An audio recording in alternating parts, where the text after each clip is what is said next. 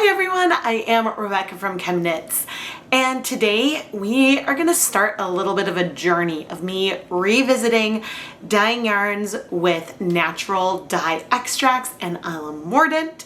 Specifically, we're going to play with Logwood today, a pigment that can give stunning purples and even grays with the addition of iron. You all know purple is my favorite color, so I am super excited to play with this pigment once again. Now, the first thing I'm going to need to do is mordant the yarn. With a lot of natural pigments, in order for those pigments to stick to the yarn, you need to have a mordant, metal ion that you treat the yarn with before you add your natural product compound, your extract. And so we are going to be using an alum mordant today, and I'm going to show you how we do that. I did a hot mordant on 400 grams of Knit Picks Wool of the Andes worsted weight yarn the night before I started dyeing with our natural dyes from the Earthues kit. I pre-soaked our yarn in some hot tap water with a little bit of dish soap for 30 minutes while I started preparing our mordanting kettle. While wearing my deluxe rubber respirator mask, safety glasses, and gloves, I prepared to weigh out the aluminum sulfate I needed to create our alum mordant bath. The instructions said to use the alum mordant at 20% of the weight of fiber. So that would be 20 grams of our alum mordant per 100 grams of fiber, or 80 grams of alum total, which I weighed out. Although I suppose that you could also use the ratio they gave of approximately 5.5 tablespoons per pound of yarn. I dissolved the alum powder in some boiling water, stirred things up really well, and then added it to my 12-quart dye pot, which was about half full of water. I started heating things up so the dye bath would be a little bit warm, but not yet hot, when I added our 400 grams of pre-soaked yarn to the dye bath. I wasn't sure if I was supposed to rinse out the soap, but I did rinse it a little bit just because I felt like that was a good idea. Then I slowly heated up the kettle until it was just below a boil, and I kept it at this temperature for about an hour. I could have used a thermometer, but I didn't. If you're just below a boil, then you're around 200 degrees Fahrenheit. Then I turned off the heat and let everything cool in the kettle overnight, so that way I could start dyeing with our natural dyes in the morning. The full mordanting instructions, and actually even the potassium aluminum sulfate powder that I used for this mordant, all came in the Earthues botanical dye kit, where I also have my Logwood Extract and the iron that we'll be using for our dyeing project today. If you want to learn more about the Earthues kit, I will have links and affiliate links down in the video description to all the tools and equipment that I use in this video, so I may earn a commission if you make a purchase after following one of the affiliate links. Sometimes some of the contents in the kits vary in terms of the dyes, but in addition to 5 different natural dye extracts, this newer kit that I have has madder, logwood purple, cut, weld, and then some cochineal extract. So the pigment is already extracted from its source. And then for chemicals that you need for mordanting or other things that can help shift the color, we have our aluminum sulfate, iron, calcium carbonate, and cream of tartar. And the nice thing is all these are labeled with the number of grams that are in each of them. There is an instruction booklet for dyeing protein-based fibers, and it also comes with a dust mask and some gloves that were in a Ziploc bag. I'm super excited because today we're going to play with purple, Logwood purple, which does change purple when you have a mordant. I think the first time I dyed with this, I also tried it without a mordant and we got a brown. So this is super exciting. However, you can also shift Logwood to become a gray color. And so in one of our samples today, we're going to add iron. And having iron in that solution should shift the color gray. And so I'm really excited to see what we end up with. And they recommend for royal purple using a 0.5% on weight of goods of Logwood purple, and then to make the silver gray, a 0.5% of weight of goods of Logwood purple and 2% iron. Of weight of goods is a percent by weight, which in some cases they might represent as ounces of dye or chemical per 16 ounces or 1 pound of fiber. I prefer to think in terms of grams because it's a lot easier to do the math. So for the 0.5% of weight of goods, we will use 1/2 gram of the extract per 100 grams of yarn. And with the iron, for that 2% by weight of goods, we will use 2 grams of the iron per 100 grams of yarn. It's the next morning, and we're gonna carefully remove our yarn from our mordant bag and set it aside. And I prepped enough yarn in here for 2 different videos. And in each of those videos, I will be dyeing 2 different colors based on our natural dyes. So this clip could be in there twice, but maybe one is a time lapse. There's the zip tie. And the reason why I love zip ties is it's really helpful to help keep a hand on the yarn to avoid tangles. So I'm just squeezing out most of the liquid, setting the yarn aside until I'm ready to start dyeing it. But I'm gonna try to keep the yarn damp. I don't wanna let it dry out. A quick Google search said that yes, I should have rinsed it, but I didn't here, nor did I rinse it for, well, the other yarn that came out of this bath right here, not for that video, or for 2 other videos where I did another round of a potassium aluminum sulfate mordant. So, whoops. But I was following the instructions that I had. And so, yeah, I mean, maybe that would help in the future, but also, well, you'll have to see the results we got today. All right, my kettle has been cleaned. I have 16 cups of water in here, and I just turned the heat on low so I can slowly start making it a little bit warm as I go prepare the dyes. And I'm gonna do the same thing. This is my 12-quart pot. I'm gonna do the same thing in my 8-quart pot. It just has 16 cups of water, and I'm gonna cover it on the other burner. Okay, I have my respirator mask on, safety glasses and gloves. I just opened up the logwood dye, and I'm gonna try to measure out carefully because everything I'm using is dry and clean. I'm gonna measure out 1/2 gram. Slowly and carefully. That's too much. I mean, is it a problem if I use too much? No. Is my goal 1/2 gram? Yes. Since everything is dry, if I measure out a little too much, okay, 0.52 grams, that's fine. It's gonna be okay if we're not exact on both. Tear this. I was a little worried about measuring into these glass jars.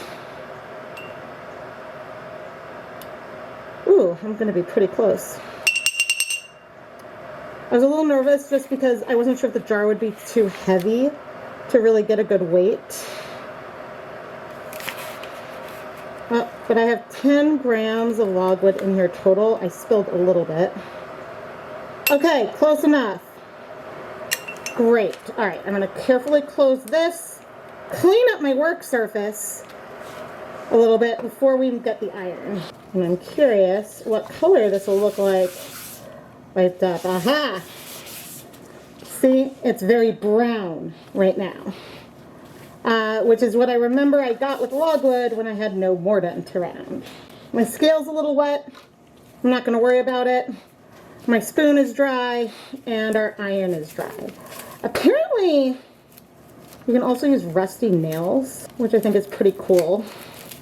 Although, you definitely risk getting rust stains on your gear. Okay, but it said we want 2% iron. So that means 2% of the weight of our fiber. That's how much of this we want. This looks like it's going to be pretty dense. Okay, so that was already just one little tip of the spoonful was 1.3. It's okay if we're not exact. Whoa, except we are. Woohoo! Okay, and now I'm gonna seal this back up. And one thing I like to do with these natural dyes after they've been opened is I will add these into their own secondary Ziploc bag just to keep from making a mess, but I'll do that off camera. I was gonna add the iron into one of the jars now. This is a dedicated dyeing trivet. but I realized that I want to use the same spoon to at least dissolve the logwood powder, and so then we'll add the iron to one of them, I think is my plan. Now, I don't know if I'm supposed to use boiling water or not, but I have a new kettle, which I love, that's dedicated for dyeing yarn. Ooh, look at this red. That's pretty. I probably should have added less. I'm not used to pouring with my kettle yet, and then a little bit at a time. See, boiling water would make making dye stocks in general easier, but it'll be louder. I'm gonna add a little bit more water here so we have similar amounts in both. Now, what I can't do is add boiling water to to this cup because it would like melt, but I can pour our iron in. And it's shifted the color already. I'm supposed to do this with the yarn in there, but our color is black versus red. Oh, that's so cool. Okay, let's go over to our dye baths. Okay, in the smaller kettle, we're gonna do the no iron first so I don't end up with iron on my hands and mess things up. It does seem like our dye dissolved pretty well. There's so little dye left in here that I don't think I'm gonna bother rinsing that out. I'll just set it in the sink. Okay, things are not hot yet, so I could use a plastic spoon, but I'm gonna give this a nice stir and get our yarn. Here's 100 grams of our yarn. Sunken rays, and ooh, that's looking like funny. The first step looked a little bit brownish, but look, it's shifting purple from that pink to purple. I think there is something you can add that'll make this color more pink. Maybe. We'll look at the instructions in a moment, but oh, this is already pretty. Okay, we're gonna start heating this up. I'm gonna turn the heat up a bit. We want to heat it slowly, it said, and the goal is to get just below a boil. I don't know why I still have my mask on because things are dissolved, but we're gonna roll with it. I'm gonna cover this, heat this up, and let's go to our other container. It is so much fun watching colors shift. Now, if we see a bunch of iron at the bottom of our jar, then I will probably go rinse it out. I see a little bit, so I'm going to add a little bit of water. I think I'm going to have to scrub the jar. That little bit of stuff that I saw is kind of stuck on the bottom. Okay, I can use this spoon to stir things up.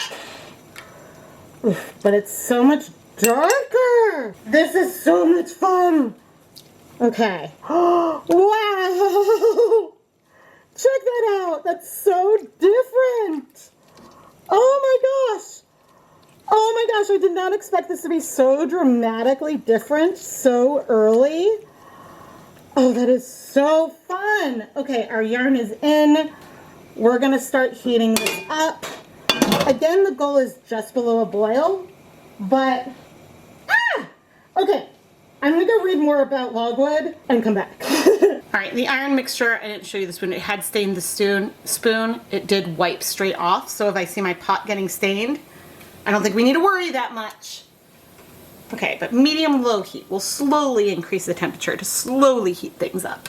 Okay, we've only been heating up for a few minutes, but you see those like specks that we have in here?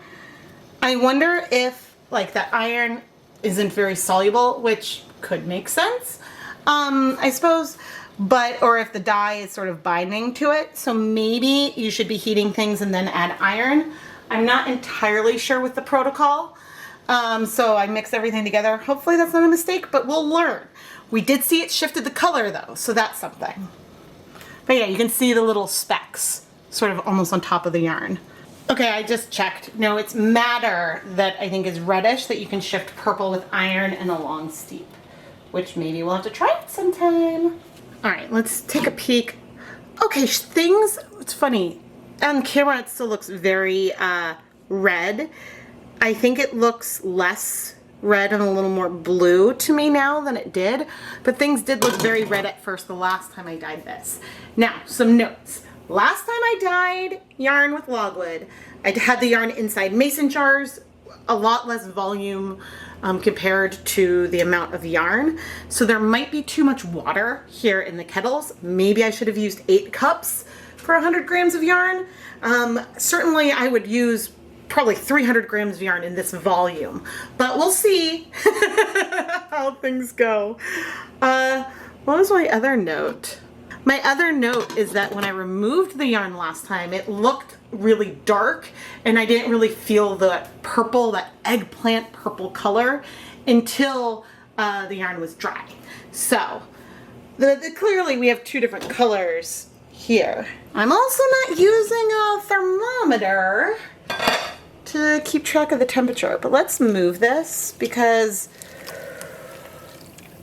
okay, the water was looking clearish. I wonder if there's some solubility issues with that, but because we saw all those particles, I figured it was worth moving things a little bit. And I guess stirring things up. Okay, so those particles don't seem to be speckling the yarn. I just have a feeling that there might be a solubility issue. So it's possible that the silver gray, because it said you get a silver gray. I mean, this is a silver gray right now. I just don't know how dark it might get. But we'll be patient. We're not even at temp.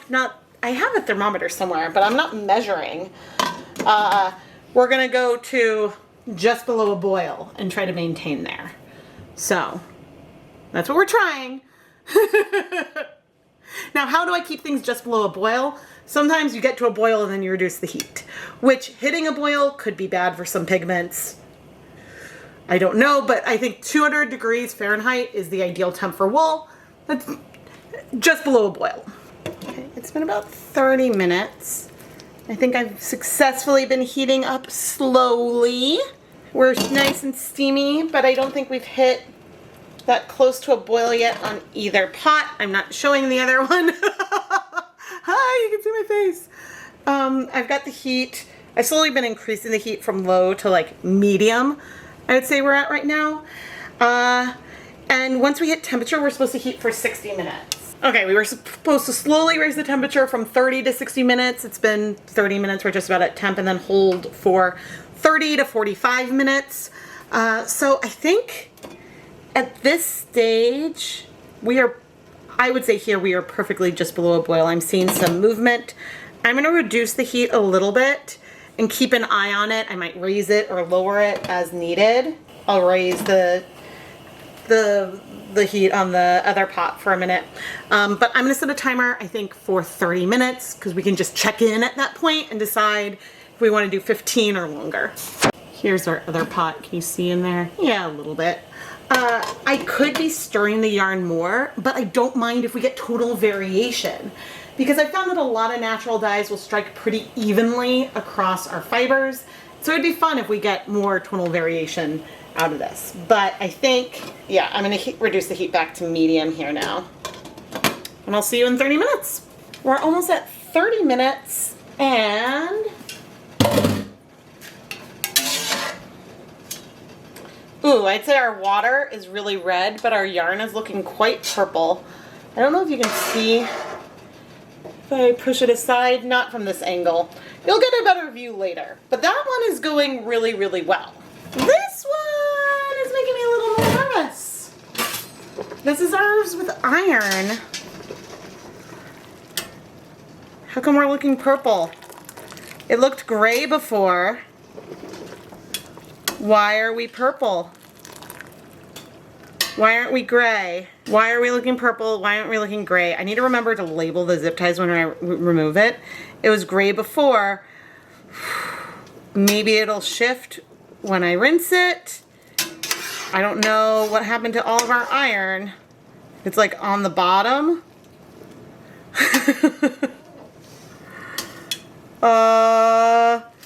Yeah. So that may not have worked, but it worked at the beginning, so maybe it got too hot. Maybe it was the heat and I needed to remove it sooner. That's currently my only hypothesis, but anyway, the timer's about to go off now. So I'm gonna set another timer for 30 minutes. May as well heat for 30 more minutes, keeping the heat low, and then we'll come back again.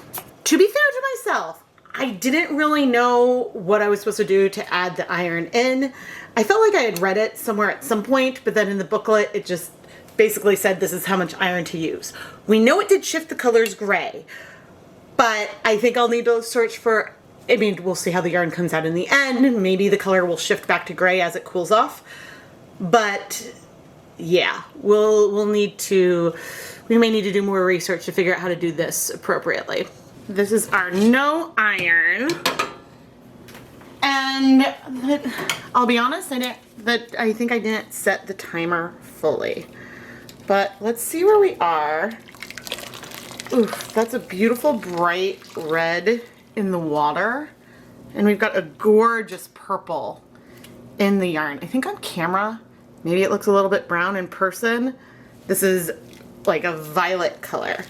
Okay, I guess I'm supposed to remove it from the heat and let it cool for 30 minutes. So we'll go ahead and do that. But I do want to check where we are with our iron sample. Okay, I see a glob of something on the bottom. Where's the zip tie? Uh-oh. Can I hear it? Oh, I just can't see it. It's down here.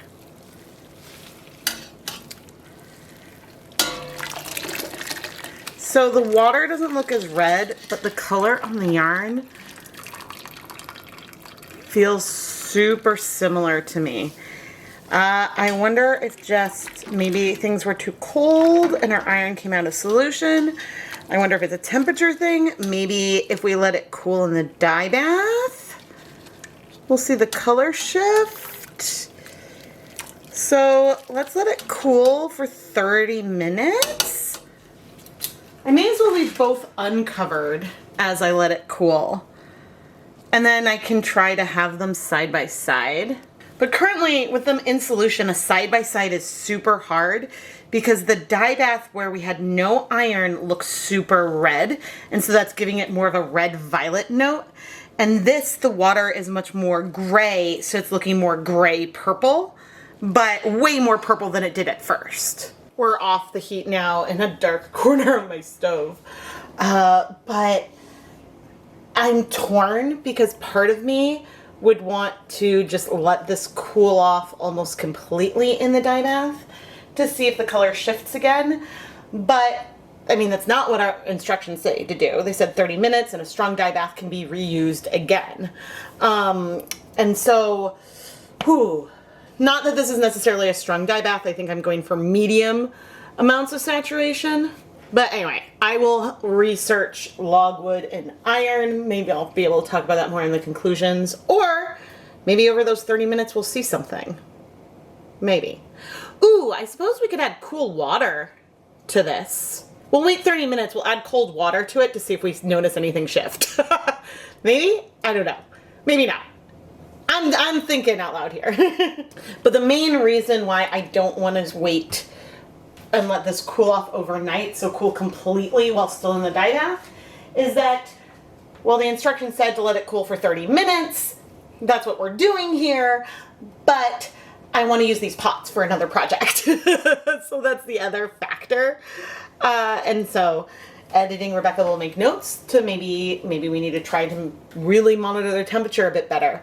But heating wool at 200 degrees, that's close to boiling, and so I don't know.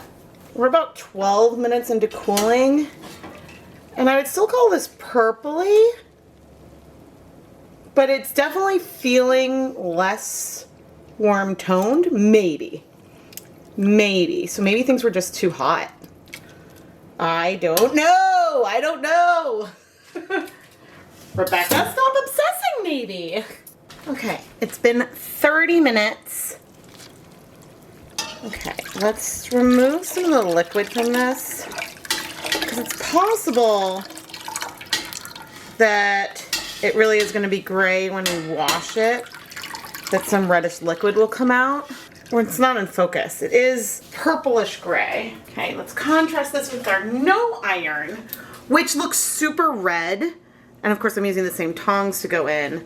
So it's unclear also how the color may change here because some of that red may get rinsed out. And so we'll have them side by side in a moment. It's all gonna come down to washing, isn't it? Okay, I have officially added a plus onto the zip tie that had iron, nothing on the zip tie with no iron. So there's no question that the hues are different.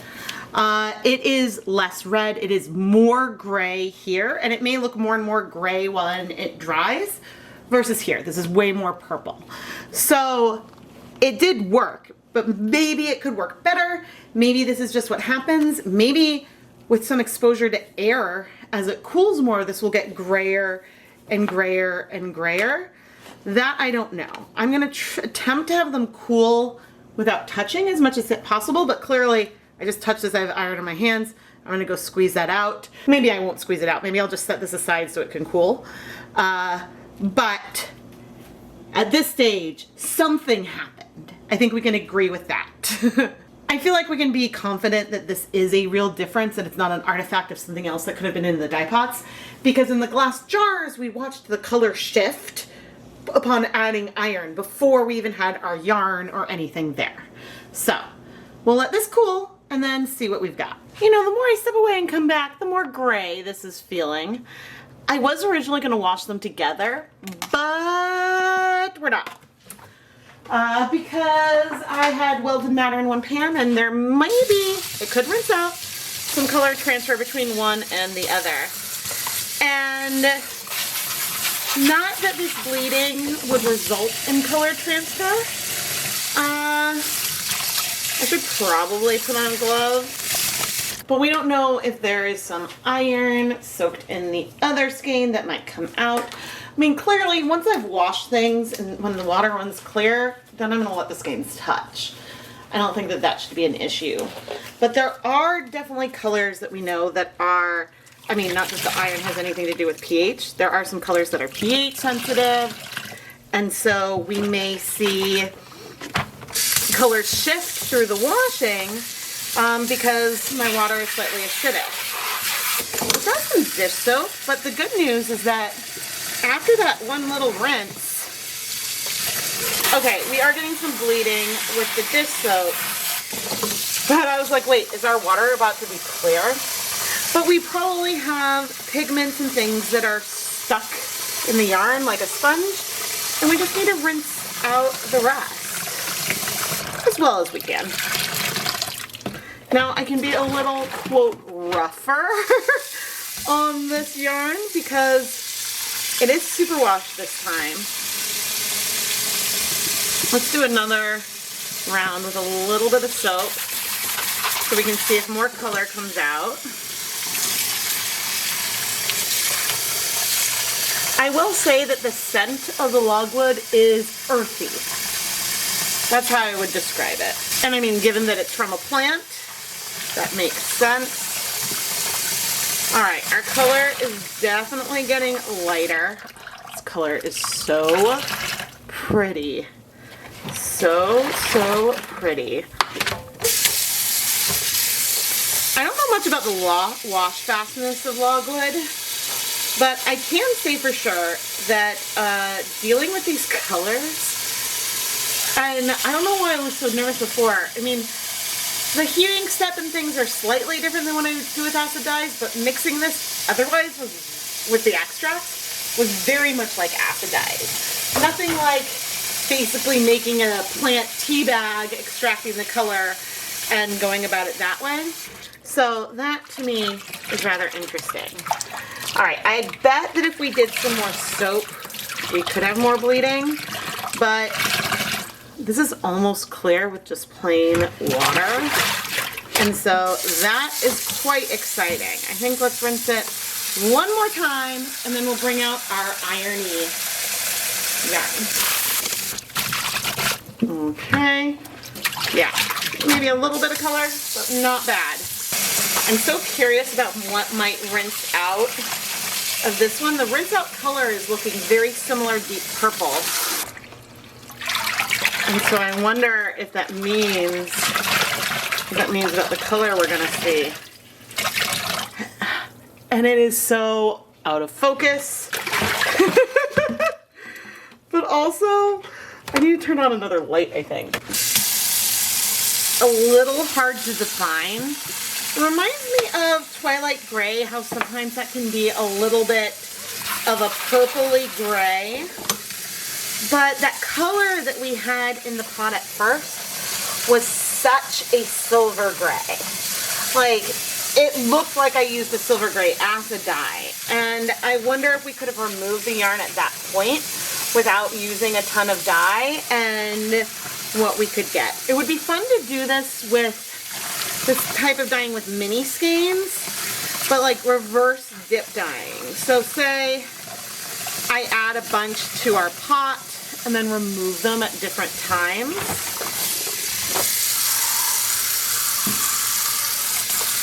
I feel like this one smells a hair metallic. I mean, we do have metal ions in here. There was iron in here, so that's not totally unreasonable that we would smell that way. But I forget about the solubility of iron. Oh, I don't have a lot of memory of that. And, you know, I knew proportion-wise how much iron it said to use, but not when to add it. Because I feel like the when could be a very important part of the process. But anyway, this is behaving similarly to our other logwood. And the washing is not bad. I mean, you get some bleeding with soap, which is probably because the soap molecule, like the dye molecules in here, can interact with the soap a little bit better than they can with the... I have words, I promise, than they can with the yarn, and so that can pull out some of the not as strongly bound colors, but ultimately, it's not bad.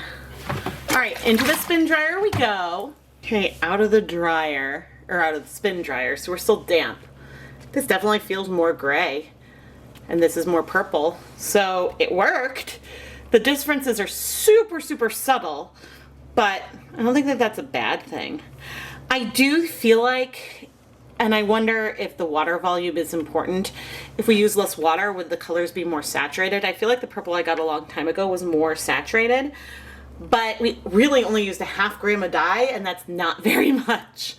And so I bet you could pump up the volume a bit more. But anyway, let's hang it up to dry and see what the finished yarn looks like. I'm showing the zip ties here so we can see our labels, but we have the yarn we dyed with logwood without iron and with iron.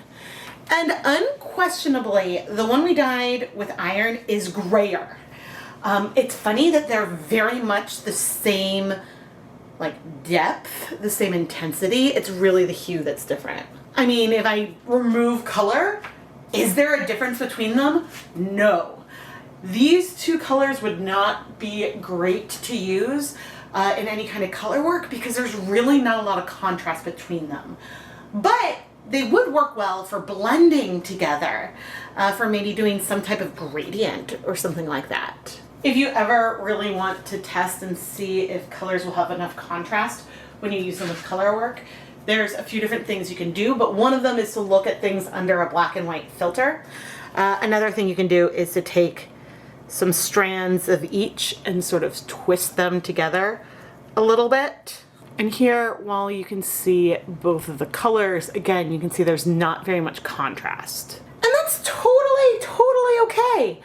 But I will say, I am feeling excited and inspired by these natural dye pigments in a way I don't think I felt when I first tried these many years ago.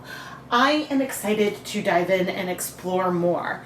We could bring out mini skeins and mason jars and try, goodness, we can try adding different amounts of iron to each to see what kind of transition we get between the two. I mean, granted, our colors here are not super extreme, but what if we play around with the percentage of iron, but also the depth of shade of the logwood, because we did not use much of the purple here compared to what I got in the past with and without Mordant. I think I used a lot more dye to yarn, and so we got a much deeper purple color. There are so many different things that you can do and ways to play with the color. I think one of the things keeping me from playing with natural dyes in the past was that the colors you get, because the dyes absorb fairly slow, tend to be very semi-solid, and so there's not a lot of tonal variation you get in there. Maybe you can't try dip dyeing.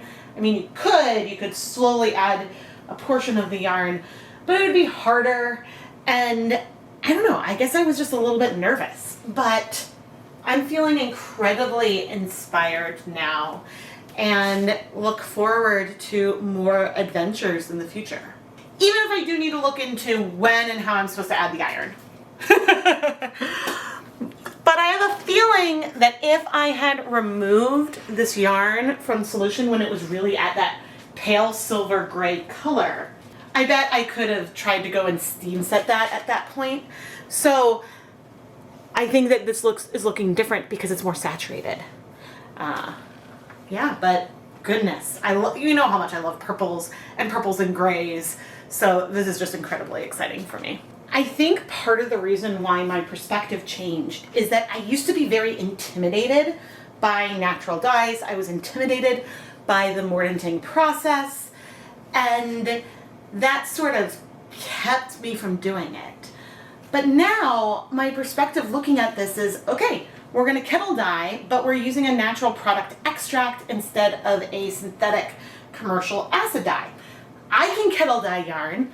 This isn't bad. We did this without obsessively checking the temperature, and that's all great. I think having a percentage of on weight of goods or depth of shade also really helps me, because that gives me a better understanding of how much dye I need to use to get a medium shade or a dark shade, and that gives me a sense of the limitations of how much to use. And I'm more comfortable with what those numbers mean and represent, and so that helped. There is something incredibly satisfying about collecting natural, organic items from your yard, whether it is trying to fill a 5-gallon bucket with as many dandelions as possible, collecting forsythia blossoms.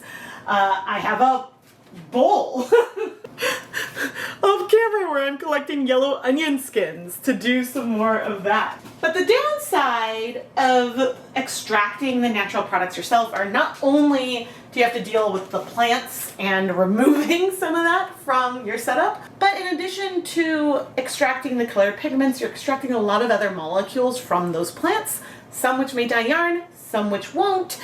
And so that could result in your color being less vibrant and less bright.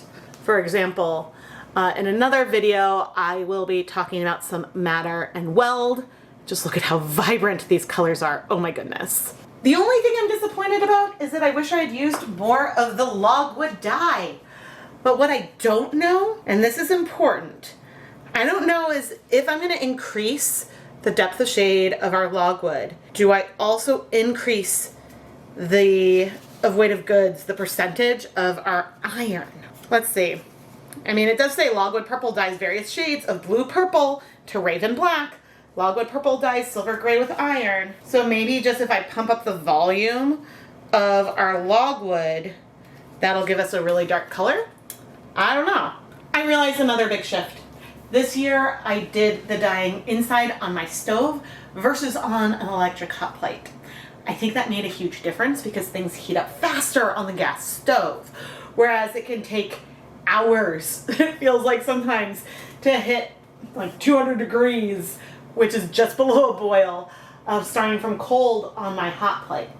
Of course, I have my new handy electric kettle, which would help with that process going forward if I want to dye yarn outside, but I think that having a better control over the heating setup really, really helped. Some quick searches on Google during editing showed that you can use iron both as a mordant, where you're going to treat your fiber with it before dyeing, or as a modifier, which is what we were trying to do today. But it looks like maybe you should have the dye in with the color, the Logwood Extract first and then add the iron, because then you're modifying the color that's already on the yarn.